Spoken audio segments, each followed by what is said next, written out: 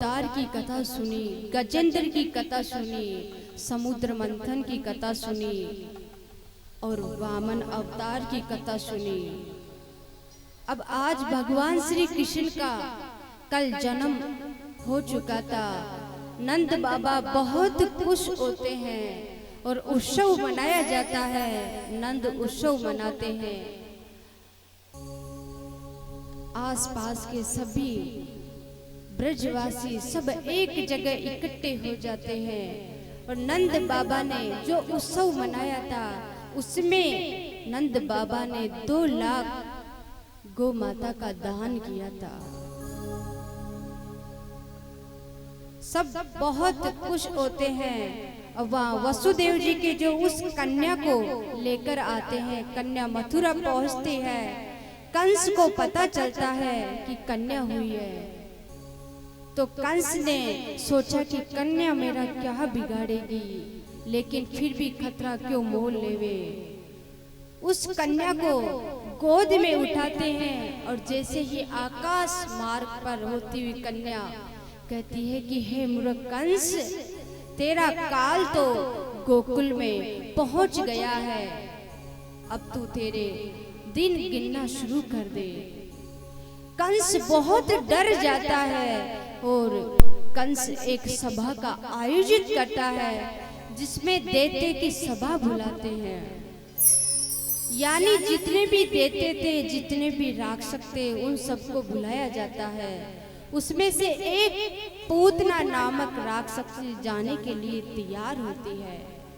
पूतना को कहा जाता है कि ब्रज में गोकुल में जाओ और वहां जितने भी 6 महीने के बालक है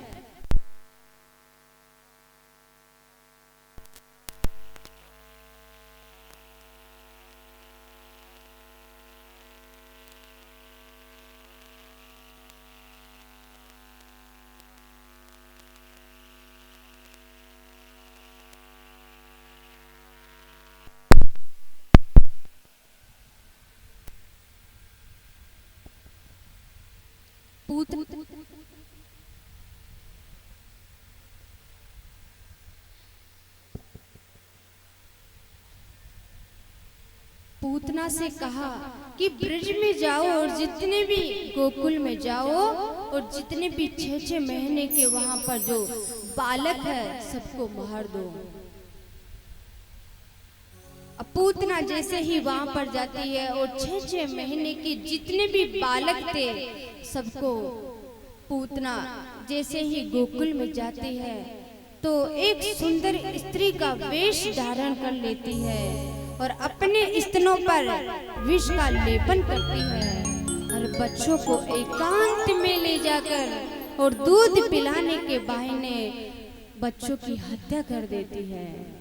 अब रोज 3 से 4-5 बच्चों की हत्या हो रही है और अब भगवान ने सोचा कि इस प्रकार से अगर रोज हत्या होती हुई जाएगी तो कई सारे बच्चों की हत्या हो जाएगी, न जाने कितने बालक की हत्या हो जाएगी। तो भगवान तो अंतर्यामी थे, सब कुछ जानते हैं।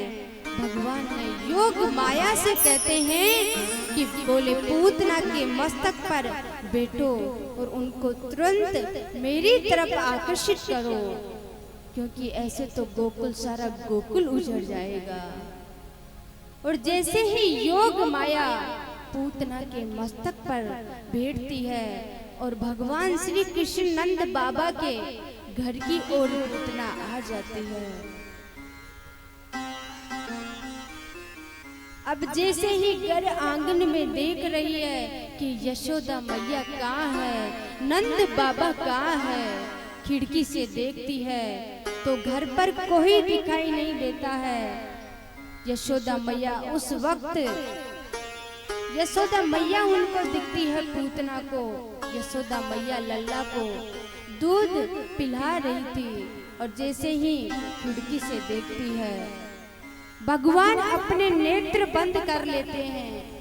भगवान समझ जाते हैं कि पूतना आ चुकी है।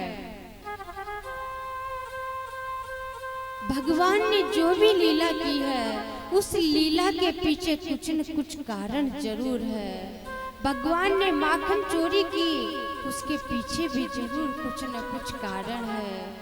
भगवान पूरे ब्रज में जिसके भी घर गए और भगवान ने माखन चोरी की तो उसके घर का आलस्य अहंकार सब चुरा लाते थे। भगवान माखन चोरी करने जाते थे तब भगवान उनके बदले केवल प्रेम और भक्ति ही छोड़कर आते थे। इसलिए हर घर में भगवान चोरी करने जैसे ही जाते थे, लेकिन भगवान अपनी लीला करने के पीछे भगवान का कुछ न कुछ कारण जरूर था। तो भगवान जैसे ही अपने नेत्र बंद करते हैं, यशोदा मैया सोचती है कि लल्ला सो गया है। जब तक लल्ला सोता है, जब तक मैं अपना कुछ कार्य कर लेती हूँ। लल्ला को सुलाकर यशोदा मैया अपने काम में व्यस्त हो जाती है, अपना काम करने लग जाती है। अब इतने में वहां पर पूतना का आना होता है। चुपचाप पूतना आ जाती है और भगवान श्री कृष्ण को उठाकर, बालक को उठाकर घोर जंगल में ले जाती है, जहां पर कोई नहीं होता है। जैसे ही भगवान को दूध पिलाने का प्रयास करती है, पूतना ने पहले ही अपने स्तन पर विष लेपन कर रखा था, ताकि जैसे ही भगवान को दूध पिलाएगी और जहर उनके अंदर प्रवेश करेगा और उनकी हत्या हो जाएगी। लेकिन भगवान तो साक्षात त्रिलोकी के नाथ है। भगवान के आगे जहर भी अमृत बन जाता है, और जो सृष्टि के पालनहार है उनकी हत्या कौन कर सकता है। ये सब प्रभु की ही लीला है। अब जैसे ही थोड़ी दूर ले जाती है, जंगल में ले जाकर दूध पान जैसे ही करवाने लगती है पूतना, तो उसे तकलीफ होने लगती है। जोर जोर से चिल्लाने लगती है कि लल्ला मुझे छोड़ दो, कि लल्ला मुझे छोड़ दो, कि मुझे छोड़ दो।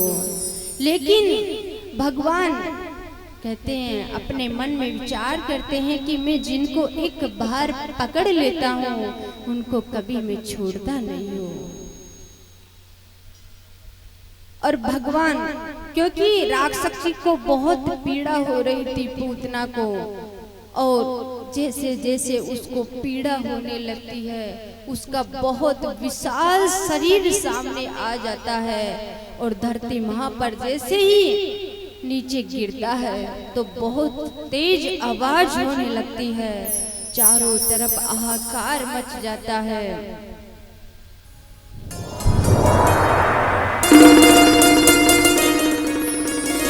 सारी मैया गोकुल में सारी मैया देखती है, जाकर अपने अपने बालकों को देखती है कि इतना हाहाकार कहाँ पर बचा, कि ऐसा क्या संकट आ गया गोकुल में, इतनी ऐसी कौन सी समस्या आ गई कि इतनी जोर से बादल भी गरजने लगते हैं, और आवाज होने लगती है, चारों तरफ हाहाकार मच जाता है। ब्रज में जितने भी गोकुल में छोटे छोटे बालक थे, मैया अब जाकर सब पालनों को देखती है। उधर यशोदा मैया भी जाकर जैसे ही पालनों को देखती है, लेकिन लल्ला कहीं दिखाई नहीं देता है। सारे ब्रज के वहां पर इकट्ठे हो जाते हैं। मैया को पता चलता है, मैया भी दौड़ी दौड़ी जाती है। यशोदा मैया को जैसे ही विशाल राक्षसी का शरीर जैसे ही जमीन पे पड़ा हुआ था, उनके ऊपर छोटे से बाल कृष्ण भगवान श्री कृष्ण बैठे हैं, तो मैया उनको निरखने लग जाती है कि कितने सुंदर लग रहे हैं। मैया का उस वक्त वही भाव होता है, मैया वो सब भूल जाती है कि लल्ला को इतने बड़ी राक्षसी से कैसे बचा लल्ला। लेकिन भगवान सोचते हैं कि मैया तो मैया के जैसे एक माँ जब अपने बालक को संकट में देखती है, लेकिन माँ तो यह निहारने लग गई। और यशोदा मैया का जैसे ही ध्यान भटकता है, यशोदा मैया जोर से चिल्लाती है कि लल्ला कितने संकट में है। जाकर भगवान को जैसे ही गोद में लेती है, और सारे ब्रजवासी सोचते हैं कि ये तो बहुत बड़ा संकट आया था, भगवान ने ही इसको बचा लिया, कि इसका परिणाम बहुत बड़ा गलत हुआ। अब वहां पर महादेव जी ने सोचा कि भगवान ने अवतार लिया है, भगवान का जन्म हो चुका है, तो महादेव जी कृष्ण को देखने के लिए यशोदा मैया के द्वार पर आते हैं। और महादेव जी जैसे ही आकर मैया को प्रणाम करते हैं, मैया से कहते हैं कि मैया अपने लल्ला के दर्शन करा दे। मैया मैं बड़ी दूर से आया हूँ। महादेव जी मैया से प्रार्थना करते हैं।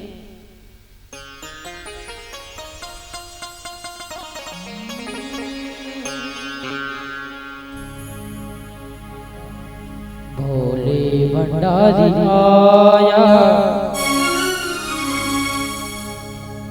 बाबा तेरी नगरी में भंडारी आया, बाबा तेरी नगरी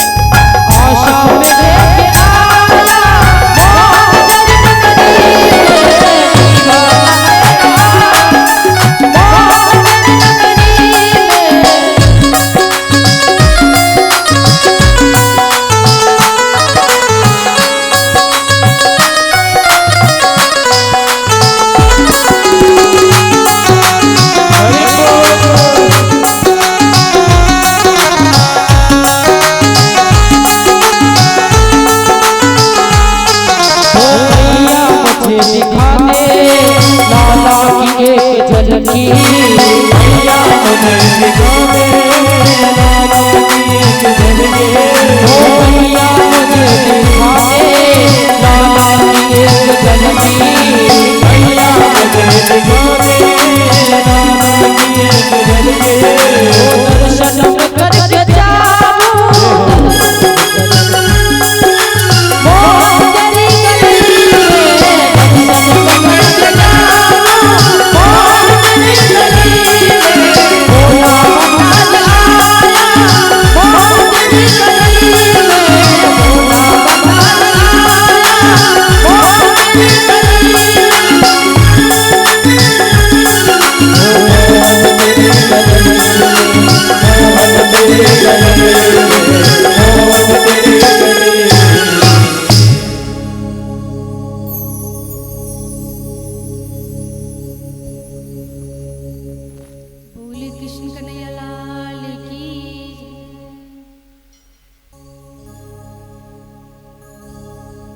अब यहाँ पर सब गांव वाले सोचते हैं भगवान पूतना का उद्धार करते हैं। सब गांव वाले सोचते हैं कि नंद बाबा से कहते हैं कि इतना बड़ा संकट आया था, पूतना ने इतना बड़ा संकट लल्ला के ऊपर जो लाया था, तो एक पूजा तो करवा लेते हैं कि हमेशा के लिए भगवान लल्ला की रक्षा करेंगे। अच्छी बात है, पूजा पाठ करवाया जाता है, सभी पंडितों को वहां पर बुलाया जाते हैं, जितने भी ब्रजवासी थे सब वहां पर आ जाते हैं, जितने भी ग्वाल बाल थे सब वहां आ जाते हैं, जितनी भी गोपियां थी सब वहां आ जाती हैं। पूजा हो जाती है, उसके बाद सभी भोजन प्रसादी करते हैं। यशोदा मैया ने विचार किया कि भगवान बीच में सो जाते हैं, तो यशोदा मैया ने सोचा कि लल्ला इतनी भीड़ में यहाँ पर रहेगा तो लल्ला के नेत्र खुल जाएंगे और लल्ला की नींद बीच में उठ जाएगा लल्ला। तो इसलिए यशोदा मैया लल्ला को गोद में उठाकर एकांत में जाकर और पलने में सुला देती है, ताकि ठाकुर जी की नींद रात में। अब यहाँ पर जो पूतना का भाई था, संकटासुर नामक एक दैत्य था, उसको अपनी बहन की मृत्यु का बदला लेना था, तो वो ब्रिज में पहुंच जाता है। और जैसे ही ब्रिज में पहुंचता है तो भगवान बाल कृष्ण लाल की नींद खुलती है और देखते हैं कि सब तो उत्सव मना रहे हैं और देखते यहाँ पर ब्रिज में प्रवेश हो चुका है कि सब पूजा में उधर मगन है, पूजा कर लिए, सब भोजन प्रसादी में उधर मगन है, अकेला मुझे छोड़ दिया यहाँ पर। तो भगवान फिर से अपनी एक लीला करते हैं। अब भगवान ने जैसे ही एक पेड़ रखा और जैसे ही देते भगवान के पास आता है तो बहुत बड़ा भारी वहां पर कुछ सामान रखा रहता है। तो सोचते हैं, देते ने सोचा कि अगर ये इतना भारी सामान इस लल्ला पर जाकर गिर जाएगा तो हो मारने की आवश्यकता ही नहीं पड़ेगी, इतना छोटा सा तो बालक है। और भगवान ने ये सारा दृश्य जैसे ही देखा तो एक मटका पास पर पड़ा हुआ था, रखा हुआ था, उसके जैसे ही पैर लगाते हैं भगवान, जैसे ही स्पर्श करते हैं तो पूरा संकटता वो उस राक्षस के ऊपर जाकर, जो पूतना का भाई था उसके ऊपर जाकर जैसे ही वो बढ़ा गिरता है, बहुत तेज आवाज होती है और सारे ब्रजवासी दौड़े दौड़े वहां पर आ जाते हैं। जैसे ही भगवान की तरफ आते हैं, लल्ला की तरफ आते हैं, सारे ब्रजवासी फिर से आकर देखते हैं कि फिर से ठाकुर जी बच गए हैं। ये सारी प्रभु की ही लीला थी, सारी उन्हीं की रचना थी। भगवान श्री कृष्ण साक्षात प्रभु के ही अवतार थे, लेकिन ब्रजवासी तो सोचते थे कि लल्ला पर कोई थोड़ा सा संकट क्या आ जाते थे, सारे दुविधा में पड़ जाते हैं थे कि इतना बड़ा संकट आ गया। अब यहाँ पर वसुदेव जी ने गर्ग ऋषि के पास जाते हैं, दोनों बालकों को गोकुल से उनको वहां पर लेकर जाते हैं, गर्ग ऋषि के पास लेकर जाते हैं। बलराम को देखा, गर्ग ऋषि कहते हैं कि इस बालक में बहुत गुण है, बहुत बलशाली बालक है, इसके तो उनका नाम बलराम रखते हैं। और जैसे ही बाल कृष्ण लाल की तरफ, ठाकुर जी की तरफ जैसे ही गर्ग ऋषि देखते हैं, कहते हैं कि ये बड़ा ही नटखट बालक है, हर चीज ही टेढ़ी रखेगा, इसका श्रृंगार भी होगा, जो मुकुट भी होगा वो भी अपने मस्तक पर टेढ़ा ही धारण करेंगे, तो उनका नाम रखा जाता है और इनकी जीभ से जब भी भगवान श्री कृष्ण का नाम लिया जाएगा तो उसके लिए भी हर चीज इनकी टेढ़ी ही धारण होगी, इसलिए भगवान श्री कृष्ण उनका नाम रखा जाता है। गर्ग ऋषि दोनों बालकों का नाम संस्कार करते हैं और ठाकुर जी की लीला होती है कि एक बाहर रात्रि का समय हो गया था और भगवान अपनी मैया के गोद में बैठे हुए थे और चंद्रमा की रात्रि थी, आंगन में बाहर बैठे हुए थे और भगवान वहां बैठे बैठे बाल कृष्ण लाल साक्षात चंद्रमा के दर्शन कर रहे थे। यशोदा मैया की गोद में रहते हैं और जैसे ही ठाकुर जी का ध्यान चंद्रमा की तरफ जाता है, दर्शन कर रहे हैं, उनको निहार रहे हैं, अपनी मैया से कहते हैं कि मैया आप मुझे ये चंद्रमा लाके दे दोगे क्या?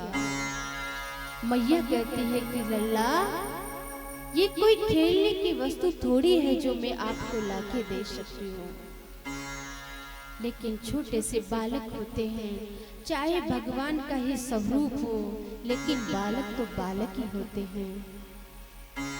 लल्ला जैसे ही मैया के सामने जिद करने लगते हैं कि मैया आज तो चाहे कुछ भी हो जाए, लेकिन आप मुझे ये चंद्रमा लाके ही दो कि मैं इनसे खेलना चाहता हूँ। यशोदा मैया कहती है कि ये चंदा मामा है, बहुत दूर रहते हैं, बहुत दूर बसते हैं, इनसे आप खेल नहीं सकते, ये कोई खेलने की वस्तु नहीं है। लेकिन लल्ला मैया से जिद करता है और रोने लग जाता है कि मैया मुझे चंदा मामा के साथ ही खेलना है, और मैया के सामने बहुत हट पकड़ने लग जाते हैं। बोले कृष्ण कन्हैया लाल की, हट पकड़े नंद लाला, मैया री मोहे चंदाला दे, हट पकड़े नंद लाला, मैया री मोहे चंदाला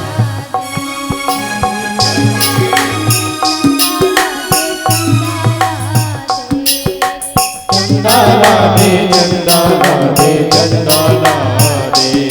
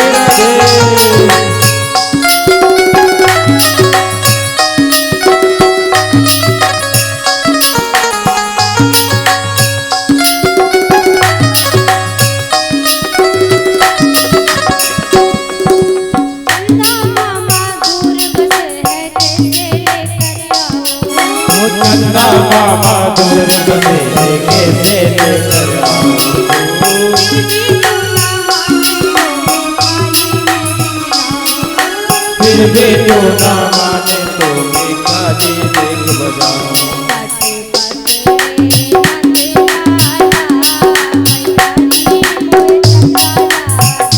पट पकड़े नंदलाला मैया री मोहे चंदा ला दे।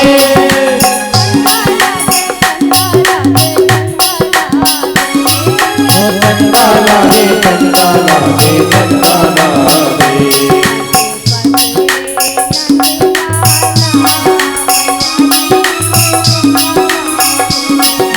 पकड़े नंदलाला मैया री मोहे चंदा ला दे।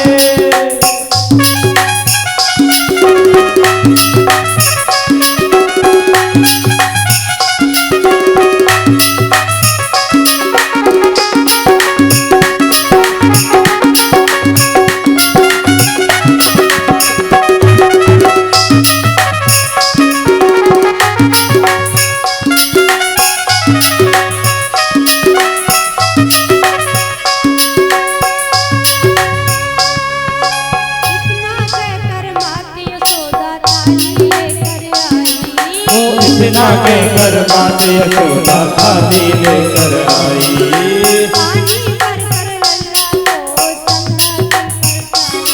वो पानी भरकर दिखलाई वो चंदा की परछाई।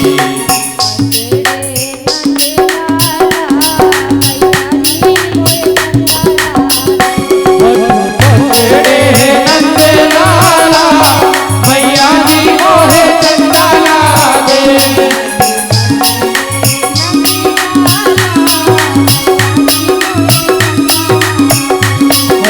पकड़े नंदलाला मैया री मोहे चंदा ला दे।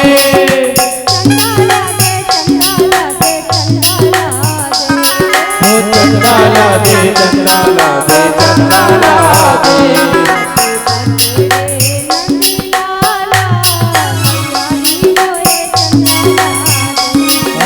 पकड़े नंदलाला मैया री मोहे चंदा ला दे।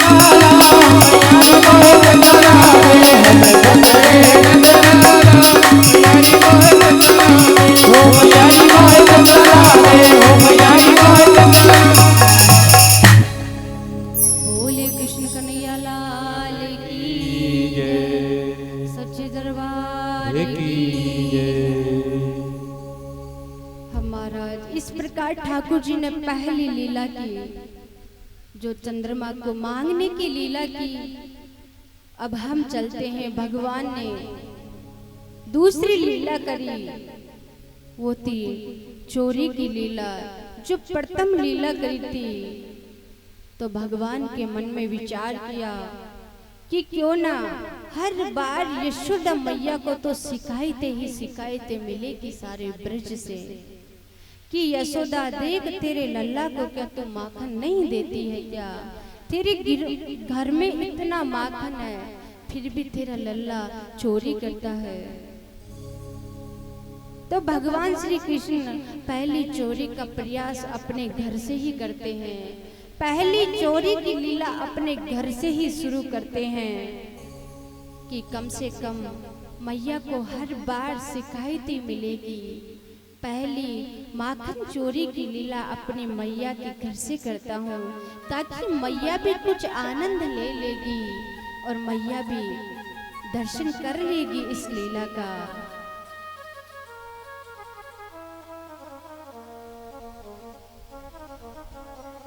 अब दिन का समय रहता है जब घर में सब सो जाते हैं। उसके बाद में छोटे से बाल कृष्ण जिस कमरे के भीतर माखन की मटकियां रखी हुई होती है उसी ही कमरे में जाते हैं। मैया दिन में यशोदा मैया आराम कर रही थी, यशोदा मैया सो रही थी और रोहिणी माता भी सो रही थी। और लल्ला धीरे धीरे जैसे ही कमरे के भीतर जाकर और अंदर जाता है और जाकर जैसे ही नवनीत निकालने वाले ही होते हैं इतने में उनके सामने एक आईना रखा हुआ रहता है। जैसे ही दृष्टि लल्ला के आईने पर पड़ती है,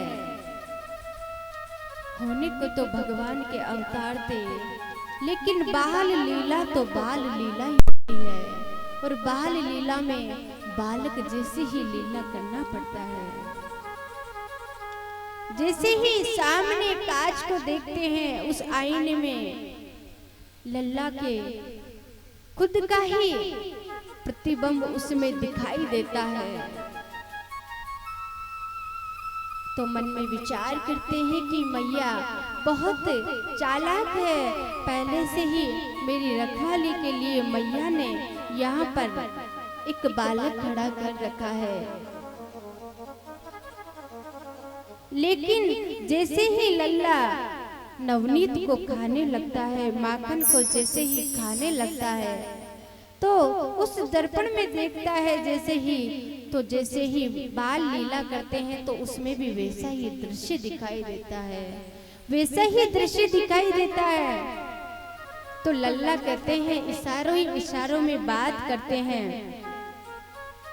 कि मैं माखन आपको भी खिला दूंगा लेकिन आप मैया से मत कहना कि मैंने आपको माखन खिलाया है। जैसे ही वो माखन खाने लगते हैं तो उसमें भी वैसा ही प्रतिबिंब आने लगता है। तो लल्ला सोचता है कि ये तो बड़ा होशियार है, मुझसे पहले ही माखन खा रहा है, मैंने तो इसे माखन दिया भी नहीं है लेकिन उससे पहले ही माखन खाने लगे। अब आईने के सामने थे जैसा ही लल्ला जैसे ही अपने हाथ को ऊपर करे तो आईने में वैसा ही दृश्य दिखाई दे। ये सारा दृश्य यशोदा मैया और रोहिणी माता देख रही थी। इतने में जैसे ही ठाकुर जी को आवाज लगाते हैं कि लल्ला कि तू कहाँ है। इतने में लल्ला इधर इधर अपने हाथ पहुंचता है लेकिन फिर भी अपने चेहरे पर माखन लगा रह जाता है। और मैया आकर लल्ला को उसी कमरे के भीतर मैया लल्ला को पकड़ लेती है लेकिन लल्ला कहता है, मैया लल्ला से कहती है कि अरे तू यहाँ क्या कर रहा था। अरे बोले नहीं मैया, मैं तो यहाँ पर आपके माखन की रखवाली कर रहा था कि कोई आकर आपका माखन ना चुरा ले। मैंने सोचा कि मेरी मैया दिन भर बहुत मेहनत करती है लेकिन मैया मैंने यहाँ पर देखा कि एक बालक आकर आपका पूरा नवनीत निकाल कर पूरे माखन को खा रहा था तो मैंने उसको पकड़ रखा है, इसलिए मैं यहाँ पे था। मैया मैंने माखन की चोरी नहीं की है, मैंने माखन नहीं चुराया है। यशोदा माँ कहती है कि कहाँ है वो बालक। बोले यहाँ पे ही है मैया, ये मेरे सामने आके देखो। और जैसे ही आईना जैसे ही सामने रहता है और यशोदा मैया अपनी गोदी में लल्ला को जैसे लेती है और उस प्रतिबिंब में यशोदा मैया भी दिखाई दे रही है और लल्ला भी उसमें दिखाई दे रहा है। यशोदा मैया कहती है कि कहाँ है जिस बालक ने माखन चुराया है। लल्ला कहता है कि मैया जो ये आईने में दिख रहा है इसी ने माखन चुराया है और मैंने इसे पकड़ रखा है। मैया कहता है तो ये भी बता कि इसकी मैया कौन सी है। यशोदा मैया गोद में लेकर बैठती है तो यशोदा मैया ही दर्पण में दिखाई देती है। उस आईने में यशोदा मैया ही दिखाई देती है और भगवान की चोरी पकड़ लेती है मैया। इस प्रकार से पहली जो माखन चोरी की लीला साक्षात अपनी मैया को ही दर्शन कराते हैं। बोले कृष्ण कन्हैया लाल की जय। अब उधर यशोदा मैया सारे ब्रिज में बता रही है कि ठाकुर जी की ऐसी लीला है, कल लल्ला ने ऐसी लीला की, इस तरह से माखन चुरा कर और कह रहे हैं कि मैया मैंने आपका माखन नहीं चुराया। धन्य हो वो यशोदा मैया, वो नंद बाबा जिन्होंने ऐसे लीला के प्रथम दर्शन करे हैं। तो महाराज इस प्रकार से पहली माखन चोरी की लीला होती है। एक दिन गर्ग ऋषि मैया के द्वार पर आते हैं और यशोदा मैया को प्रणाम करते हैं और जैसे ही यशोदा मैया को प्रणाम करते हैं मैया भोजन के लिए गर्ग ऋषि को कहती है, लेकिन गर्ग ऋषि कहते हैं कि मैया हम भोजन तो करेंगे लेकिन आप हमें सामग्री दे दीजिए, हम खुद भोजन अपने हाथों से बनाकर और भगवान के भोग लगाकर हम उसको ग्रहण करेंगे। मैया गर्ग ऋषि को सारी सामग्री दे देती है और जो भी गर्ग ऋषि ने मांगा है उससे सारी सामग्री गर्ग ऋषि को दे देती है। और गर्ग ऋषि जी जैसे ही भोजन प्रसादी सारे पकवान बनाते हैं और भगवान को जैसे ही भोग लगाने के लिए तैयार होते हैं, भगवान को पुकार करते हैं, भगवान को भोग लगाने के लिए तैयार होते हैं कि हे प्रभु, हे परम पिता परमेश्वर, आओ भगवान भोजन करो। और बगल के कमरे में ही बलराम और ठाकुर जी बाल कृष्ण लाल बगल के कमरे में ही बैठे हुए थे। ठाकुर जी कहते हैं कि बलराम जी कि भैया मुझे लगता है कि ऋषि जी मुझे बुला रहे हैं कि जाना तो होगा। बाल कृष्ण लाल जैसे ही अपने घुटनों के बल जाते हैं और गर्ग ऋषि को हाथ जोड़कर बैठे हैं, खीर खा रहे हैं। और जैसे ही बाल कृष्ण ने कहा, बाल कृष्ण ने अपने नेत्र बंद थे और भगवान बाल गर्ग ऋषि के सामने खीर का भोग लगा रहे हैं। अचानक ऋषि के नेत्र खुलते हैं और जैसे ही नेत्र खुलते हैं जोर से चिल्लाते हैं, अरे यशोदा देव, तेरे लल्ला ने मेरा पूरा पात्र झूठा कर दिया है। कि हरी यशोदा देव, तेरे लल्ला ने मेरा पूरा पात्र झूठा कर दिया है। यशोदा मैया माफी मांगती है कि मैं फिर से आपको खीर की सारी सामग्री दे दूंगी, आप फिर से खीर बना लेना और फिर से आप भोग लगा देना। फिर से चौकी बिछाई जाती है, फिर से सारी सामग्री दी जाती है, फिर से सारा भोजन तैयार होता है और फिर से पात्र में डालकर और फिर से मंदिर के सामने रखते हैं। और फिर से गर्ग ऋषि भगवान से प्रार्थना करते हैं कि प्रभु परमपिता परमेश्वर, आओ भोजन जीवो। फिर से पीछे से ठाकुर जी बाल कृष्ण लाल अपने घुटनों के बल पर आते हैं, खीर को खाने ही लगते हैं और फिर से नेत्र खुलते हैं और फिर से जोर से चिल्लाते हैं। 2-3 बार ऐसा होता है कि यशोदा देख तेरे लल्ला ने मेरा पूरा पात्र झूठा कर दिया है, पूरे भोजन प्रसादी झूठी कर दी है। फिर से यशोदा मैया गर्ग ऋषि से क्षमा याचना करती है। फिर से यशोदा मैया गर्ग ऋषि को सारी सामग्री ला कर देती है। यशोदा मैया फिर से पात्र बिछाया जाता है, भोजन प्रसादी तैयार होती है। ऐसा 3-4 बार हुआ और फिर से पात्र में खीर डाली जाती है और फिर से गर्ग ऋषि भगवान से प्रार्थना करते हैं कि प्रभु परमपिता परमेश्वर आओ भोजन करो। और यहाँ पर भगवान फिर से चलकर आते हैं। यशोदा मैया को लगा कि अब की बाहर लाला बहुत नटखट है, फिर से कुछ न कुछ शैतानी करेंगे, तो यशोदा मैया लल्ला को रस्सी से कमरे में बांध देती है। और जैसे ही यशोदा मैया लल्ला को रस्सी से बांधती है और जैसे ही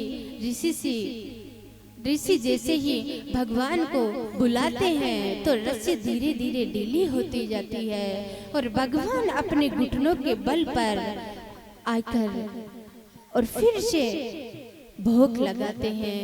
फिर से भोजन प्रसादी ऋषि के द्वारा बनाई हुई गर्ग ऋषि के द्वारा बनाई हुई भोजन प्रसादी को ग्रहण करते हैं। और फिर से गर्ग ऋषि को पता चलता है, फिर से मैया को कहते हैं और मैया पर बहुत क्रोधित होते हैं। मैया लल्ला को डांटती है कि लल्ला तू बार बार मैं तुझे रस्सी से इतना बांध देती, फिर भी तू रस्सी को छुड़ा कर कैसे आ गया। इतने में भगवान इतने लल्ला के मुखारबिंद से ये शब्द निकल जाता है कि मैया बार बार ऋषि पुकार कर रहे थे कि आओ प्रभु परमपिता परमेश्वर आओ भोजन करो, तुम्हें जाता नहीं क्या, मैं भी तो भगवान हूँ। ये सारी बातें ऋषि जी देख रहे थे। इतने में मैया कहती है कि क्या बोला लल्ला तू भगवान है। बोले हाँ मैया मैं भी भगवान हूँ, आप ही भगवान है, हर इंसान में भगवान का ये अंश होता है। बोले अगर तू भगवान है तो चतुर्भुज रूप धारण करके दिखा। तो लल्ला कहता है कि मैया अगर तू कहती है तो मैं तेरे सामने चतुर्भुज रूप धारण करके भी दिखा सकता हूँ। यशोदा मैया ने सोचा कि न जाने क्या क्या बोलता रहता है, कभी कहता है कि मैं ही भगवान हूँ। ये सारी बातें गर्ग ऋषि सुनते हैं तो गर्ग ऋषि मन में विचार करते हैं कि एक छोटे से बालक के अंदर तो इतनी भक्ति की, ज्ञान की, वैराग्य की इतनी सारी बातें एक छोटे से बालक तो कर नहीं सकता। बोले ये कोई साधारण बालक तो नहीं है, जरूर कुछ न कुछ दिव्य आत्मा है। गर्ग ऋषि जैसे ही अपने नेत्र बंद करते हैं और नेत्र बंद करते ही सारा दृश्य उनके सामने आ जाता है कि ये तो साक्षात त्रिलोकी के नाथ है, भगवान श्री कृष्ण के ही अवतार है। मैया लल्ला को डांट रही है और उधर बालकृष्ण लाल की जो झूठी खीर थोड़ी बहुत बची थी उसे गर्ग ऋषि उस भोजन प्रसाद को थोड़ी बहुत खीर बची थी उसे गर्ग ऋषि खा जाते हैं, खा लेते हैं, ग्रहण कर लेते हैं। मैया देखती है कि इतनी देर तो ऋषि जी जोर जोर से चिल्ला रहे थे कि यशोदा देख तेरे लल्ला ने बार बार पात्र झूठा कर दिया और इधर मैं लल्ला को डांट रही हूँ। इतने में खुद ही सारा भोजन ग्रहण कर लिए, क्योंकि गर्ग ऋषि समझ गए थे कि ये कोई साधारण पुरुष नहीं है, ये साधारण कोई बालक नहीं है।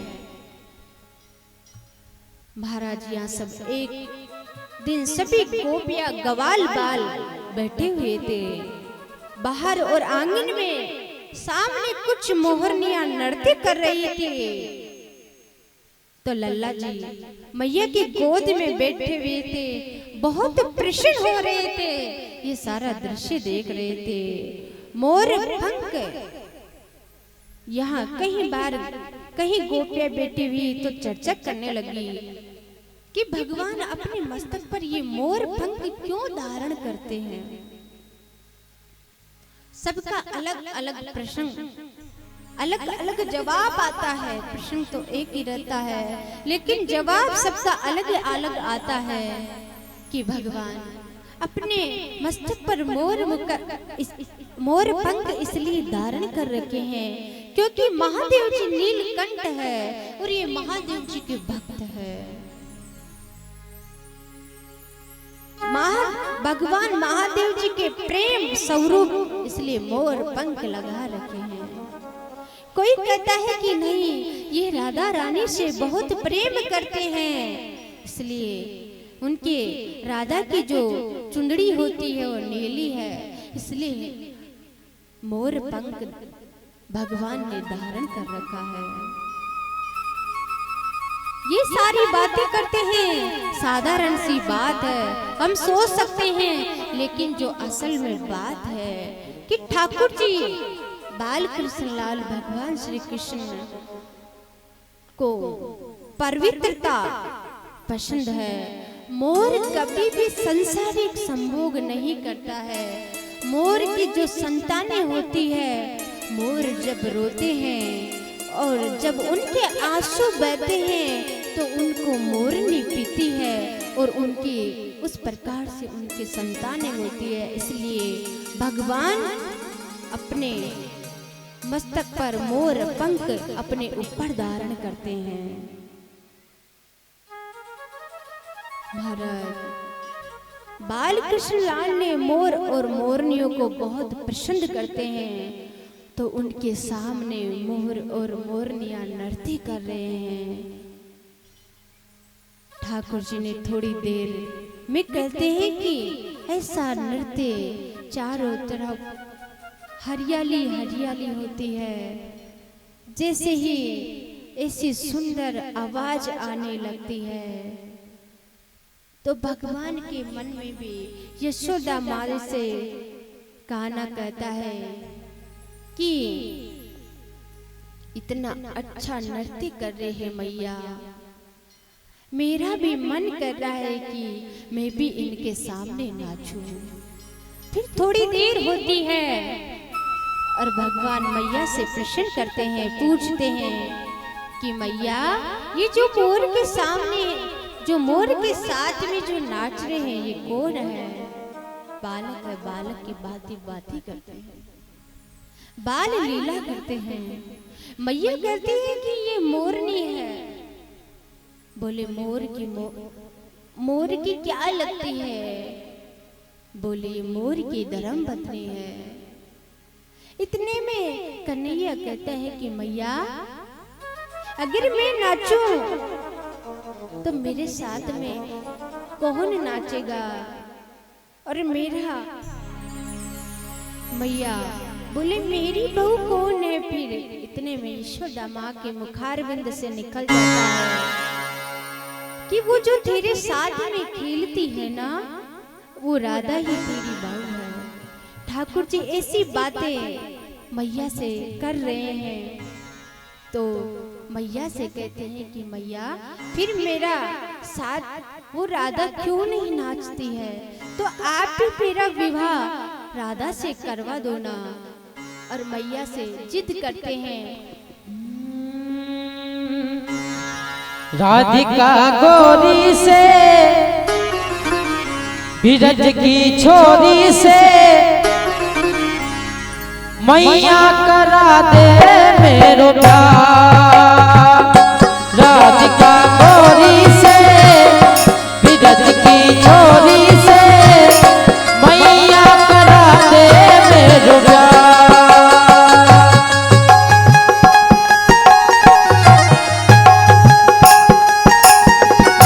राधिका गोरी से बिरज की छोरी से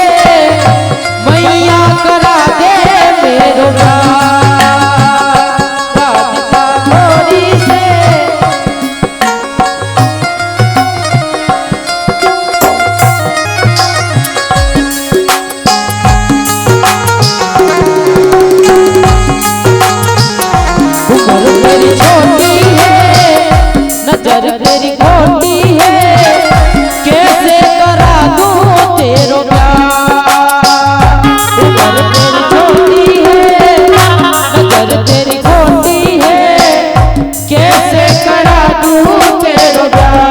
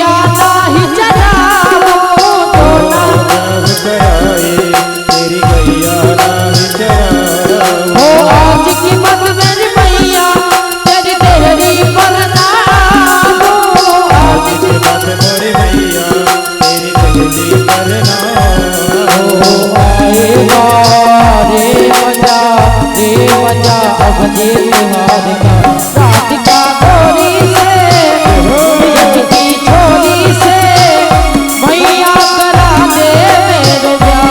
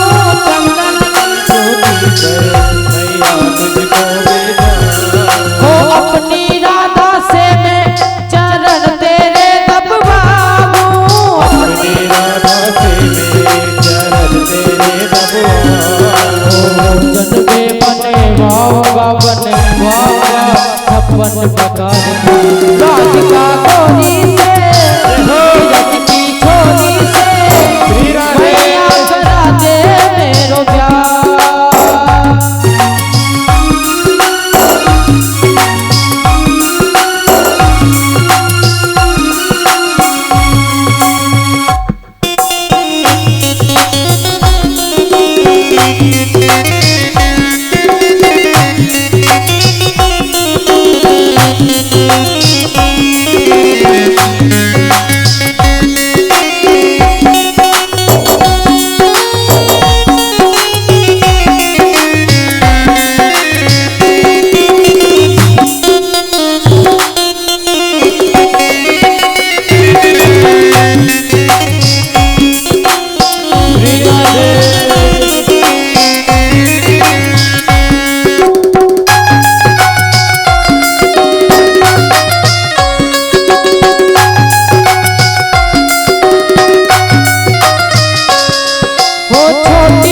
दुल्हनिया जब अंगना में डोलेगी,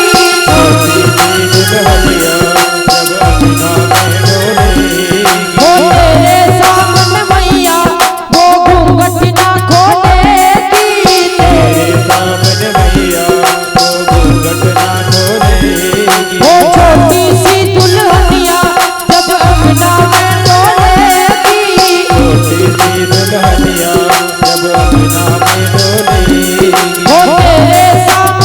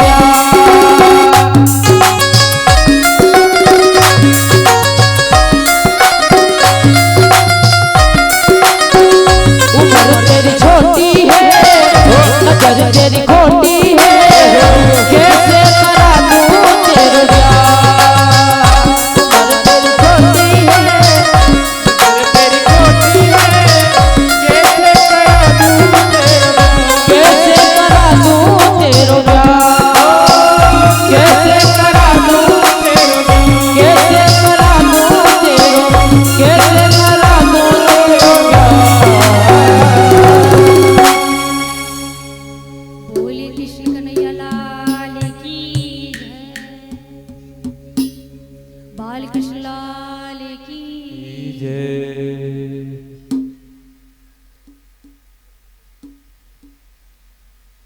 एक दिन लल्ला मैया से कहता है कि मैया अब मैं बड़ा हो गया हूँ, मेरी इच्छा है कि मैं गैया चरने जाना चाहता हूँ।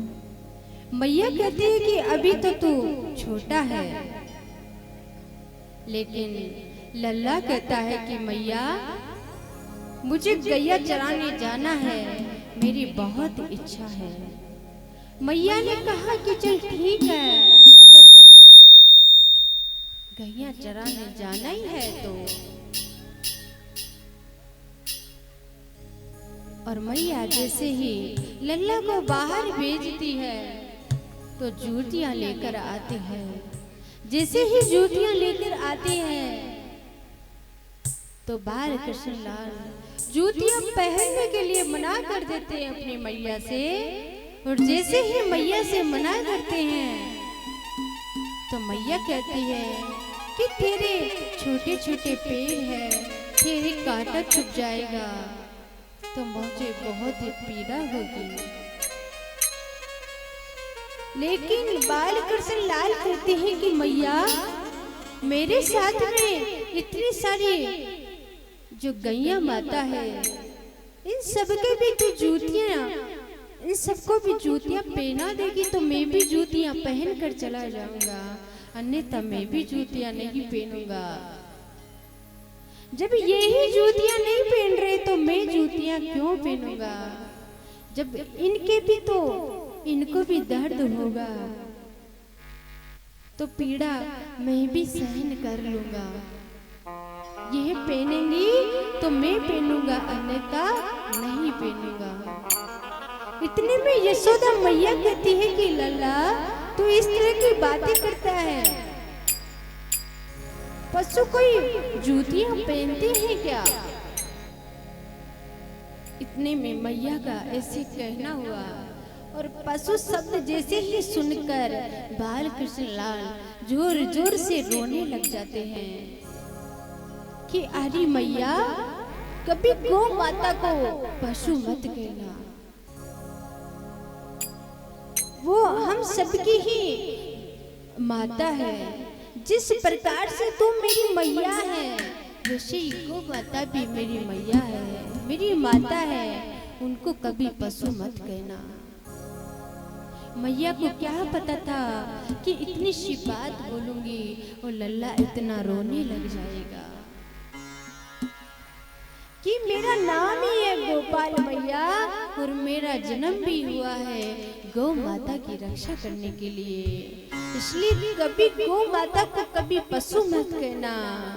गौ माता जो हम सबसे प्रेम करती है, मैंने 24 अवतार लिए, लेकिन कभी भी मैंने मेरी इच्छा से कोई अवतार नहीं लिया। भगवान ने जितने भी अवतार लिए थे, लेकिन अपनी इच्छा से कोई अवतार नहीं लिए। जब पाप बढ़ जाते हैं तब पृथ्वी पर जो भी सारे देवी देवता आकर ठाकुर जी से प्रार्थना करते हैं, भगवान से प्रार्थना करते हैं कि आप अवतार लीजिए। पृथ्वी माता को भेजते हैं। क्यों भेजते हैं? क्योंकि सबसे ज्यादा पाप है। हम जितने भी जीवन में पाप करते हैं, ये पृथ्वी माता हमारे पापों को झेलती है और जाकर भगवान से प्रार्थना करते हैं। भगवान उनके बात को स्वीकार कर लेते हैं। भगवान कभी भी गौ माता की बात को अस्वीकार नहीं करते, गौ माता का कहना मानते हैं और गौ माता के कहने पर ही, गौ माता के कहने पर ही भगवान अवतार लेते हैं।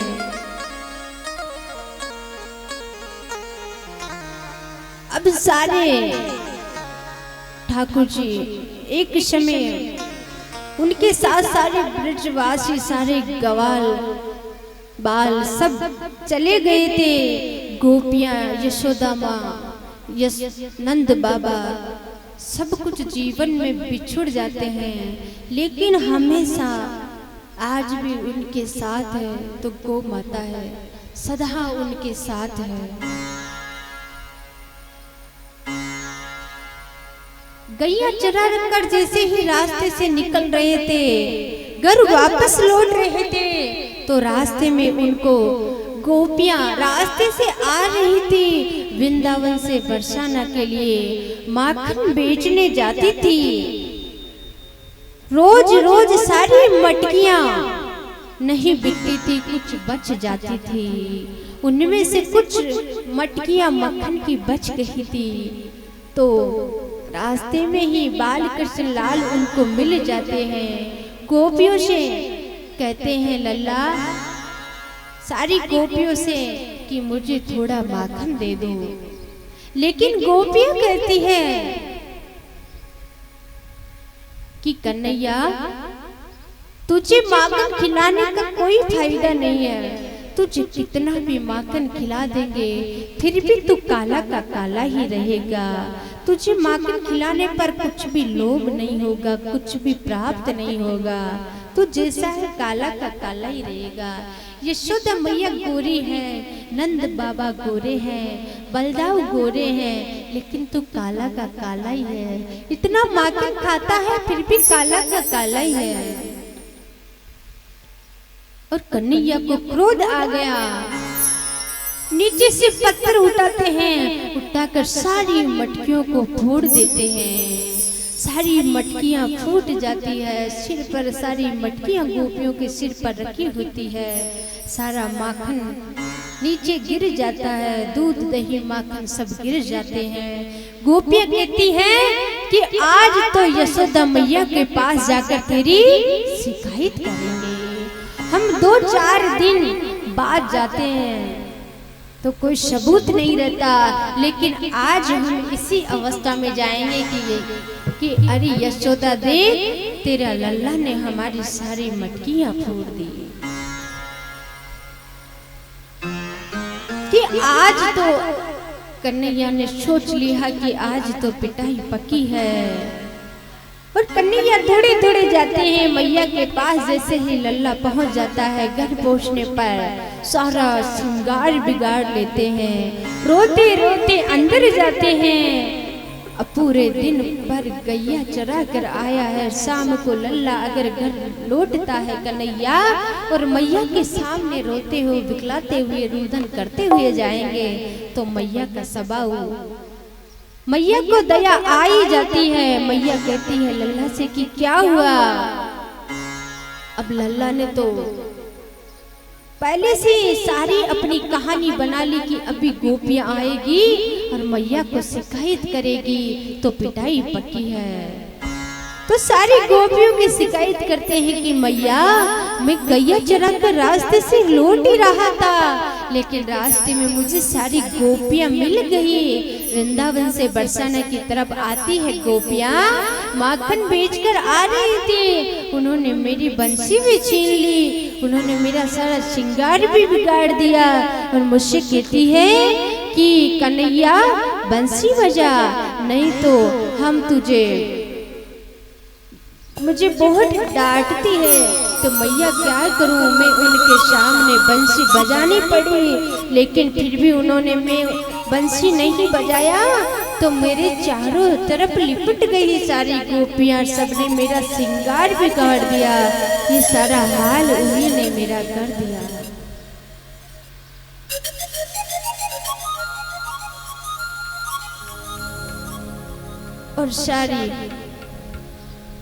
और मैंने उनकी मटकियां भी नहीं फोड़ी मैया, वो सारा अपना माखन भी कहती है कि हम तुझे माखन भी खिला देंगे, तू बंसी तो बजा देगा ना हमारे सामने। और सारे ही वो ही मेरे मुंह पर चारों तरफ माखन उन्हीं ने मेरे लेप दिया। मैया मैं उनका माखन नहीं चुराया, मैंने उनका माखन नहीं खाया। गोपियां कहती है कि कितना होशियार है रे कन्हैया, लेकिन कोई बात नहीं, आज तो तू टल गया कैसे भी करके। कल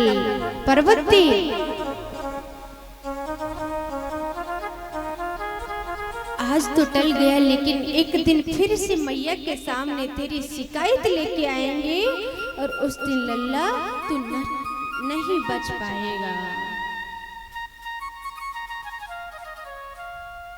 बोले कृष्ण कन्हैया लाल की जय, सच्चे दरबार की, खाटू नरेश की जय। मीठी मीठी मारा सामने की बंसी बाजे, देखो मुरली बाजे, होकर शाम की दीवानी राधा रानी नाचे।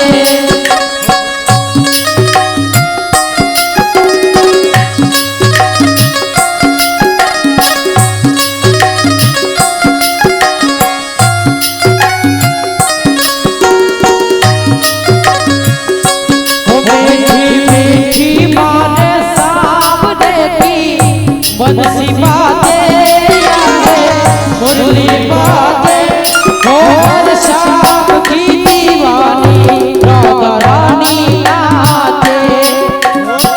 शाम की दीवानी राधा रानी नाचे।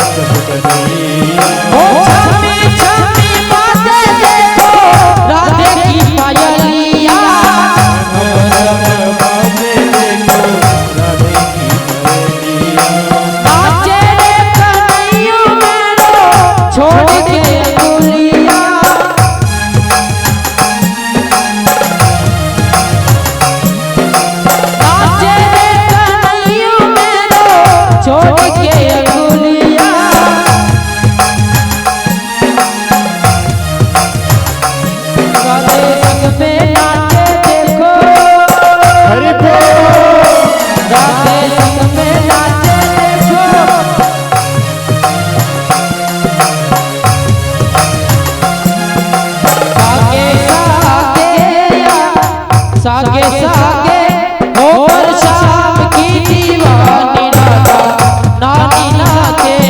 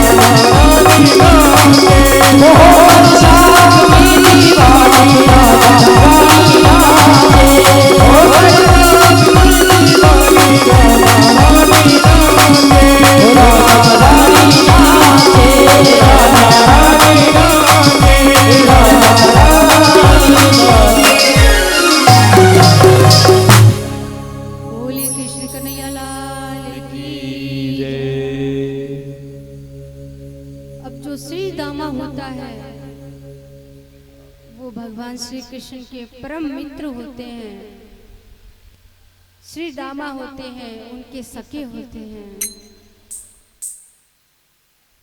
श्री दामा मधुमंगल ब्रिज में बहुत सारे सखा थे उनके, सभी ही गैया चराने साथ में जाया करते थे।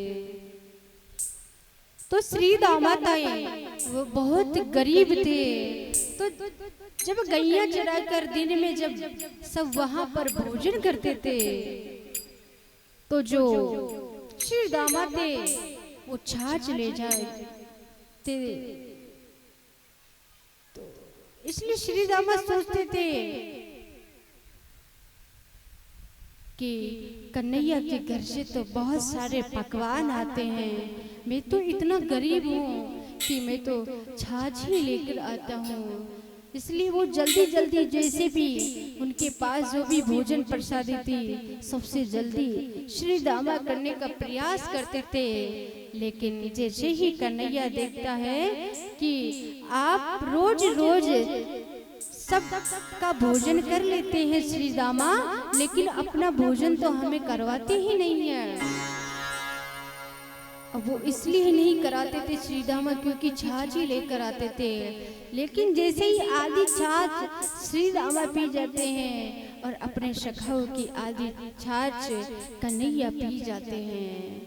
इतना अटूट प्रेम था, सभी अपने ग्वाल बाल सारे मित्रों से बहुत प्रेम करते थे, सारी गोपियों से भी बहुत प्रेम करते थे, सारे ग्वाल बाल से भी बहुत प्रेम करते थे। और जैसे ही शाम को सब संध्या होते ही घर लौटते थे तो सारे सखा एक साथ होकर खेलते थे। खेलते खेलते एक दिन उनकी कई आंगन में वो खेल रहे थे बाहर, तो खेलते खेलते उनकी बोली कृष्ण कन्हैया लाल की जय, बाल कृष्ण लाल की। खेलते खेलते उनकी गेंद जैसे ही बहुत बड़ा सरोवर होता है, बहुत बड़ी नदी होती है, उसके भीतर चली जाती है। श्री दामा और मधुमंगल सारे उनके सखा होते हैं, सब कहते हैं कि नहीं, हमें तो हमारी गेंद वापस चाहिए। कन्हैया से जिद करते हैं और बोले, लेकिन उस कन्हैया जैसे ही पेड़ के ऊपर चढ़ के और नदी में जैसे कूदने वाले होते हैं, बहुत बड़ी नदी थी, उसमें कालिया नाग भी उसके भीतर रहता था, लेकिन वो तो साक्षात भगवान के अवतार थे। उन सब से भी उनको कोई डर नहीं लगता था और भगवान प्रभु के ही अवतार थे। ऐसे जीवन में बाल कृष्ण लाल पर बहुत सारे संकट आए, बहुत सारी दुविधा आई। एक दिन जब ब्रिज में बारिश नहीं हो रही थी तो सारे ही ब्रिजवासी, सारे गोकुलवासी सभी ने मन में विचार किया कि ब्रिज में बारिश नहीं हो रही है। सब सारे देवी देवताओं से प्रार्थना करते हैं। सब नंद बाबा यशोदा मैया के पास आते हैं, सारे ब्रजवासी आकर कहते हैं, सारे ग्वाल बाल आते हैं कि हमें कोई ऐसी पूजा अर्चना करनी चाहिए जिससे कि हमारे इंद्र देवता प्रसन्न हो जाए, और प्रसन्न होकर इंद्र देवता प्रसन्न हो जाएंगे तो इंद्र देवता प्रसन्न होकर बहुत वर्षा करेंगे, और वर्षा करेंगे तो उससे हमारी खेती बहुत अच्छी होगी। अब ये सारी चर्चा कर लेते हैं इंद्र भगवान, और जैसे ही पूजा अर्चना करने की तैयारी करते हैं, वहां पर कन्हैया आ जाता है, और कन्हैया आकर नंद बाबा, यशोदा माँ और सारे ब्रजवासियों से कहते हैं कि बाबा ये आप किसकी पूजा कर रहे हैं? इसकी पूजा अर्चना करने से क्या लाभ होगा? इसकी पूजा करने से क्या होगा? और इंद्र का कार्य तो बोले वर्षा करना, इंद्र देवता की पूजा करो। गोवर्धन पर्वत की पूजा करते हैं, इसलिए बाल कृष्ण लाल कन्हैया आकर कहते हैं कि गोवर्धन की पूजा करने से क्या लाभ होगा? अगर बारिश ही चाहिए तो हमें इंद्र देवता की पूजा करनी चाहिए। सारे ब्रजवासी इकट्ठे हो जाते हैं कि इंद्र देवता हमारी सहायता कर सकते हैं, इंद्र देवता वर्षा करेंगे तो हमारी खेती भी अच्छी होगी, इसलिए हमें गोवर्धन की पूजा नहीं, गोवर्धन पर्वत की पूजा नहीं करनी है, इंद्र देवता से हमें प्रार्थना करनी है। और सारे ही पूजा अर्चना करने की तैयारी करते हैं। जैसे ही गोवर्धन पर्वत की पूजा होती है, इंद्र देवता भी प्रसन्न होते हैं, सारे ब्रजवासी भी बहुत खुश होते हैं और गोवर्धन देवता की पूजा करने लग जाते हैं सारे। और नंद बाबा ने कहा था कि कन्हैया कोई संकट आ गया तो, और इंद्र देवता नाराज हो गए तो इतनी तेज वर्षा होने लग जाती है, चारों तरफ बादल छा जाते हैं, चारों तरफ इंद्र देवता बहुत तेज बारिश करते हैं, हाहाकार मच जाता है चारों तरफ।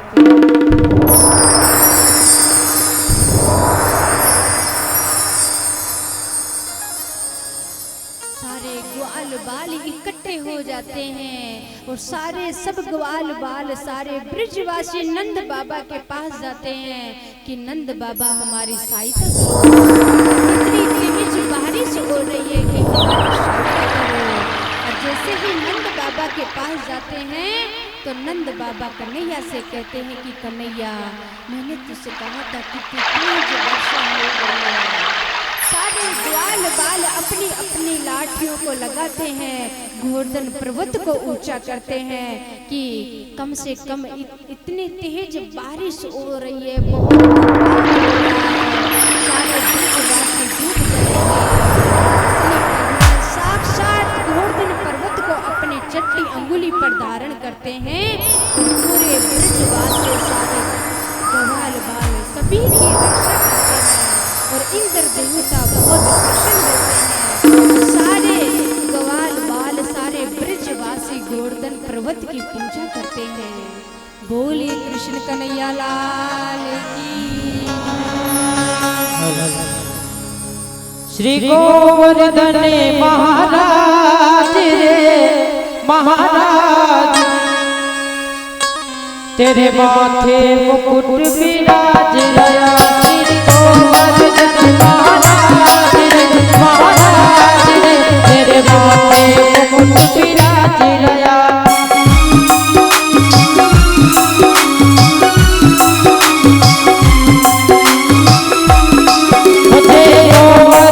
महाराज रे, तेरे माथे मुकुट विराज रया।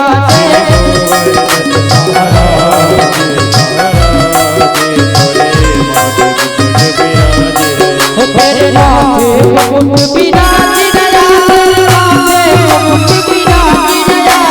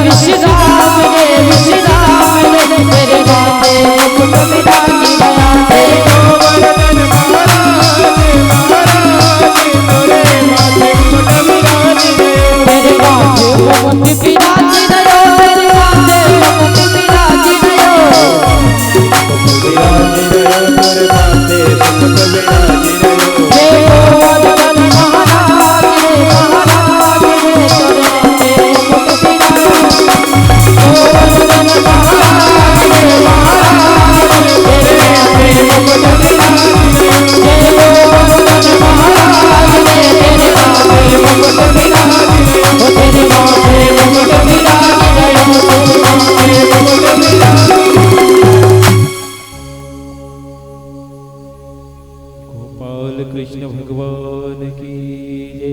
गोवर्धन महाराज की हरिओम।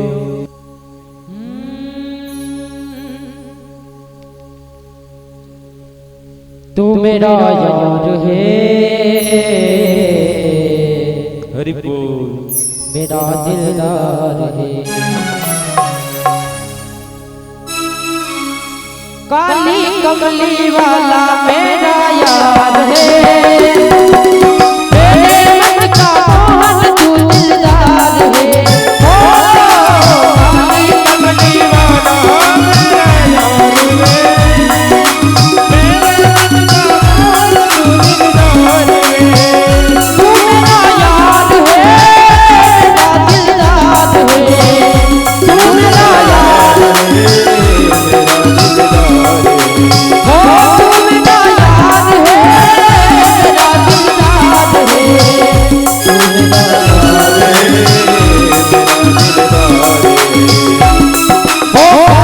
कमली वाला मेरा यार है, यार है, मेरे मन का मोहन तू दिलदार है। काली कमली वाला मेरा यार है, मेरे मन का मोहन तू दिलदार